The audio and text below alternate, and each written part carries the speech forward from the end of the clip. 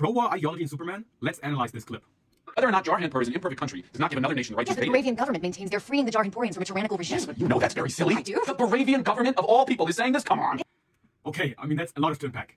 Being an imperfect nation doesn't give one nation the right to invade another. This statement alone implies that, though there are instances for him in which it is permissible, the subtext is that he is committed to the principal legality of a war between nations, or the rightfulness and justification.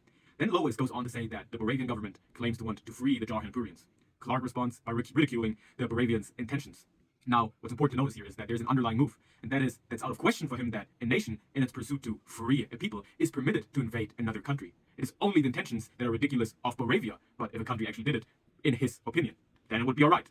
While Lois plays the devil's advocate in the scene and makes Clark seem more reasonable in contrast, there is one more principal commitment that is unquestioned and implicitly affirmed: the sanctity of nation-states. There are good nations and bad nation-states. Some are less good, some are less bad.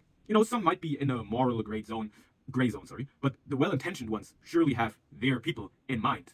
However, the bad nation-states are just a degenerated form of the principally good nation-states. That is the message, whether it was intentioned or not. That swings with it, whether, we had to Google his name real quick, James Gunn intentioned it or not. However, there are no good or bad nation-states. A bad nation-state isn't the degenerated form of the good nation-state. Any nation-state treats their citizens as material to use in the pursuit of the success of the nation. This becomes explicit in the state of war, when every death is calculated and soldiers become nothing less than a resource, human material. And to be honest, even the civilians are material during the state of war. A nation-state's interest is never that of the private individuals living in that state, but that of the nation. The nation is not the people. It is not its duty to protect its citizens. Otherwise, it wouldn't use them as the fuel of war in the competition between nations. Let's continue though, because there's more to the clip. You're being dishonest because you know as well as I do that the Baravian government is not I well-intentioned. think that's almost certainly the case, but do I know that? No, I don't. I mean, that's quite interesting here. He is principally in support to the idea of well-intentioned governments invading for regime change. Now he explicitly said it as well. But who is the arbiter of what is well or ill-intentioned? Morality is subjective. Taking aside his previous affirmation of nation-states, this is a much more pressing issue. A godlike entity protecting the international order based on his morality? Possibly even his interpretation of international law, as he is a journalist and has a very legal way of expressing things on such arbitrary standards?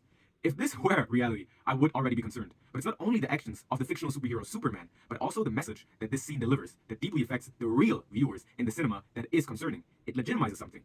Moralism, along with the principle of nation-states, are treated as unquestionable. And when other movies treat these ideas in a similar manner, it is hammered into the brains of the population, like the Ten Commandments.